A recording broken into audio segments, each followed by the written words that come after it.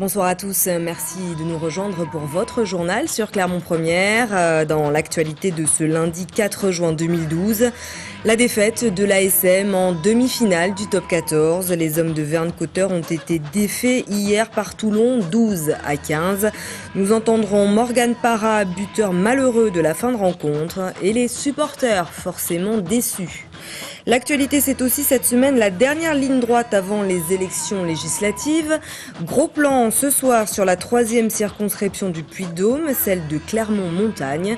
Et puis Cyril Sineux est l'invité de ce journal en tant que porte-parole du Front de gauche dans le département.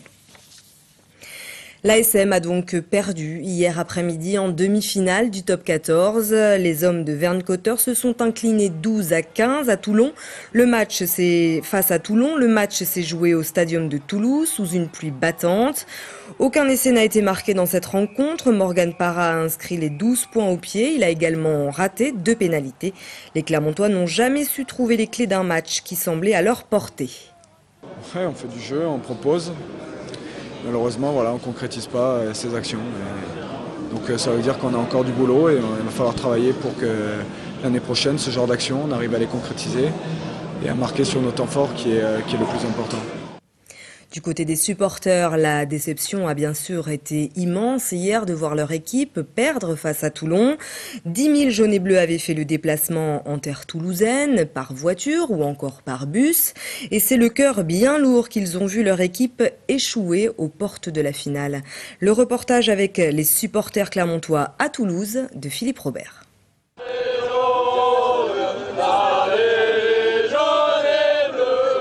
Comme beaucoup de supporters montferrandais, ce groupe d'une vingtaine d'amis est arrivé dès le samedi. Sur les bords de la Garonne, ils sympathisent avec des supporters toulousains avant la première demi-finale. Le lendemain matin, on les retrouve au même endroit ou presque, à l'abri, car la pluie s'est invitée à la fête. Pas de quoi toutefois doucher leur enthousiasme. Pour l'ASM, pour nos joueurs, et on sera toujours là. C'est nos joueurs, on les aime. Des joueurs qui ont droit à une haie d'honneur dès leur arrivée, avec pour tous les supporters la même certitude. On gagne, on y est, c'est sûr, on est en finale. Allez Clermont! On est large, confiant, on va gagner, on va tout tuer. Mais bon, bonne chance aux Toulonnais quand même. On y croit, on y croit. Calmement, par petits groupes, un peu plus bruyamment en long cortège, la Yellow Army marche sur le stadium. Et à ce moment-là, on se dit qu'elle a remporté une première victoire. Pour l'instant, je pense qu'on a gagné et puis ça va se maintenir tout le match et la pluie s'est arrêtée. Donc c'est bon pour nous. On est venu en nombre et on va venir gagner. On n'entend pas chanter les Toulonnais, on n'entend pas chanter les Toulonnais. Les Toulonnais, eux, se font plus discrets, sans doute un peu moins confiants, et reconnaissent à demi-mot que le public montferrandais est vraiment le meilleur de France. Niveau ambiance, on fera plus de bruit dans le stade. L'extérieur, ça compte pour du beurre. Sur le parvis du stade, seuls quelques supporters montferrandais et varois fraternisent, car il existe une grosse rivalité entre les deux clubs. Mais à cet instant, l'important est de faire la fête et de montrer sa ferveur. On est le 16e homme, ils vont gagner avec nous, allez les gars, allez. Si on n'est pas là, ils sont morts. Sans nous, ils peuvent rien. Dans le stade, les supporters vont pousser derrière leur équipe en vain. À la sortie, les mêmes mots sont sur toutes les lèvres. Déçu, si, bien déçu, parce que bon, vu la saison qu'on fait, on mérite quand même d'être en finale. On est déçu, c'est sûr, mais bon, on reviendra. L'Auvergnat est coriace et tenace. Rendez-vous est pris avec les joueurs le 18 août pour la reprise du championnat. Et vous retrouverez tout de suite après ce journal votre émission de sport, l'équipe du lundi, consacrée bien sûr ce soir à cette demi-finale ASM Toulon. Deuxième titre de l'actualité de ce lundi, la campagne pour les législatives qui entre dans sa dernière semaine. Nous poursuivons ce soir notre série de reportages consacrés aux 5 circonscriptions du Puy-de-Dôme et à celle de Vichy dans l'Allier.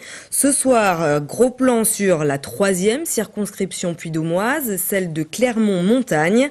12 candidats se présentent dans un secteur où François Hollande a remporté 55% des suffrages au 2e tour de la présidentielle. Cécile Finot. La 3e circonscription du Puy-de-Dôme est une terre de contraste. Elle passe à 92 communes et plus de 120 000 habitants. Elle comprend désormais tout le massif du Sancy, mais également des cantons urbains comme Beaumont, Clermont-Ouest et Sud-Ouest. Des cantons largement à gauche qui peuvent mettre en danger le député sortant. Louis Giscard d'Estaing se veut le candidat d'union de la droite et du centre, plus que celui de l'UMP. Une élection législative, ça se fait avant tout sur la personnalité du candidat. Quand il est député sortant, sur son action, sur l'action qu'il a menée pour sa circonscription, pour les élus avec lesquels il a travaillé. Et c'est donc dans cet esprit que je suis à nouveau candidat, comme je l'avais été pour renouveler mon mandat lors des précédentes élections législatives. De ce point de vue-là, je suis dans une continuité d'action au profit de la circonscription de Clermont-Montagne dans sa version élargie. Face à lui, Danielle Auroy, la candidate écologiste, est suppléée par le maire socialiste de Saint-Genès-Champanel dans le cadre des accords nationaux entre PS et Europe Écologie Les Verts. Son objectif, la mise en œuvre du changement par rapport à l'ère Sarkozy. Ce qui me frappe, c'est que le député sortant essaie de faire oublier que pendant 5 ans, il a voté toutes les lois de Nicolas Sarkozy. Implanté, je ne sais pas. On rencontre dans la montagne des gens qui s'aperçoivent que depuis 10 ans qu'il est député, il n'a jamais rien fait pour, par exemple, qu'ils aient moins de problèmes au niveau rural. Dans le logement où il y a des problèmes, il n'est pas intervenu non plus. Donc il a beaucoup coupé de ruban. Mais nous faisons une campagne sur des propositions, des projets. Et par exemple, pour respecter la loi, nous respectons la parité. C'est une autre femme, Patricia Guillot, qui se présente pour le Front de gauche. La conseillère générale de Clermont-Centre espère bien surfer sur la vague Mélenchon. Nous avons une proposition très à gauche avec le programme L'Humain d'abord. Nous pensons que les électeurs peuvent choisir de renforcer la gauche à l'Assemblée. Louis Giscard d'Estaing est implanté, la circonscription a changé, donc personne ne sait les résultats. C'est un beau défi par ailleurs que d'aller essayer de battre la droite sur son terrain. Nous aimons bien ce genre de défi. L'homme du Centre pour la France est Stanislas Rognier. Le vice-président départemental du MoDem insiste sur le score honorable de son parti au premier tour de la présidentielle pour revendiquer sa légitimité. François Bayrou avait fait quand même presque 12% sur cette circonscription de Clermont-Montagne. Donc je pense que l'on a notre place. Et puis surtout, ce qui est important de dire, c'est que face à un candidat UMP, parce qu'il faut le dire, Louis Giscard d'Estaing est le candidat de l'UMP. Aujourd'hui, notre mouvement souhaite monter un groupe à l'Assemblée nationale. Je crois qu'on a notre place pour pouvoir dire oui dans les projets de loi du gouvernement quand ils sont bénéfiques au pays ou non quand ils nous paraissent dangereux. Les autres candidats en lice sur Clermont-Montagne sont Marie-Christine Guibert pour le Front National, Michel Aldon pour le NPA, Arnaud Bayle d'Hiver Gauche, Claude Dufour pour Lutte Ouvrière, Philippe Gorce pour le MRC, Chantal Guillaumin pour le Trèfle, Carole Saby pour les écologistes indépendants et Gérard Veil pour le Parti de la décroissance.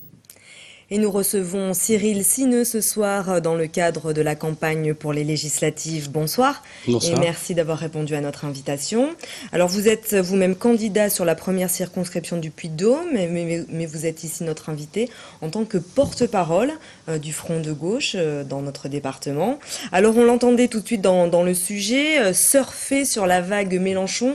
C'est ça que vous faites en ce moment, vous faites fructifier les 14% de moyenne remportés par Jean-Luc Mélenchon dans notre département? Oui, on essaye de faire ça, on continue en tout cas de faire progresser le Front de gauche dans ce département qui lui avait donné son meilleur score au moment des régionales déjà.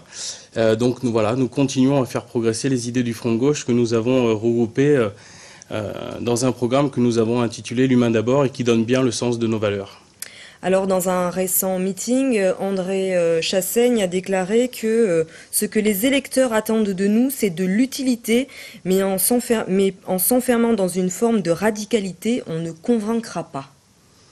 Oui, je pense qu'il faut... Nous sommes pour que la gauche réussisse. Donc nous ne voulons pas être une opposition de gauche, nous voulons faire avancer les projets quand ils vont dans le bon sens, mais nous voulons aussi alerter quand il nous semble que ça ne va pas dans le bon sens, justement. Donc quand ça va dans le bon sens, nous allons pousser pour que ça réponde aux revendications et aux besoins de changement qui s'est exprimé dans les urnes. Et puis quand les choses ne vont pas là où nous pensons qu'elles doivent aller, nous nous opposerons avec le mouvement social pour réclamer que ça aille en faveur des salariés et du progrès social. Vous n'avez pas l'intention de signer un chèque en blanc pour 5 ans à François Hollande en somme? Non, je pense qu'il faudra qu'il y ait toute la diversité de la gauche à l'Assemblée nationale pour rendre effectif ce changement.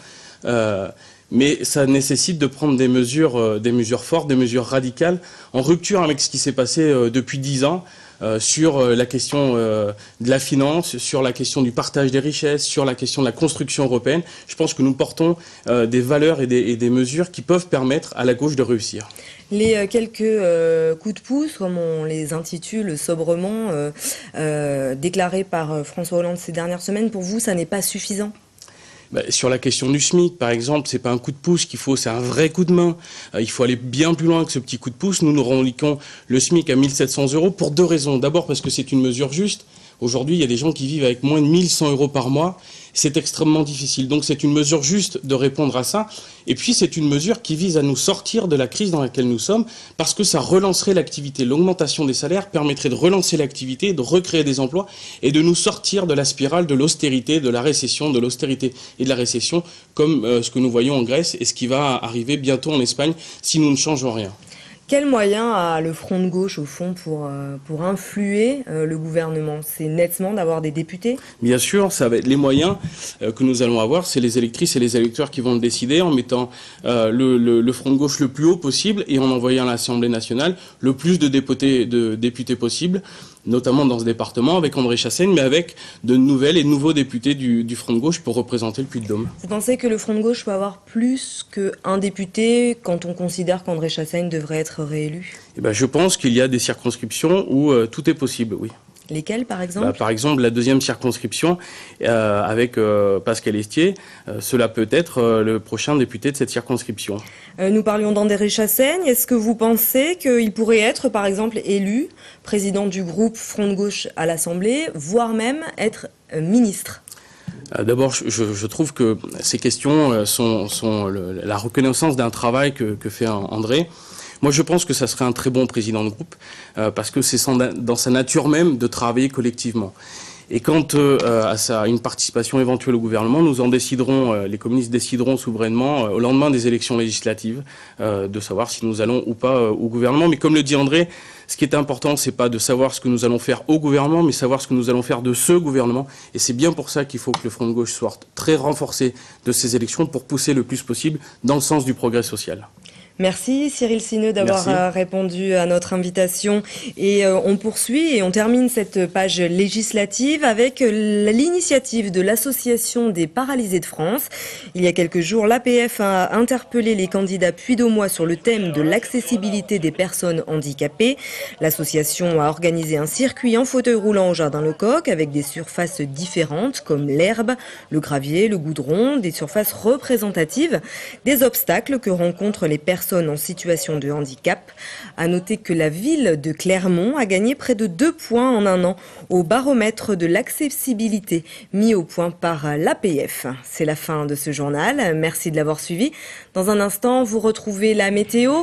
Prochain point avec l'information sur Clermont Première, c'est demain à 12h30 et à 18h30 avec Cécile Finot. Très bonne soirée.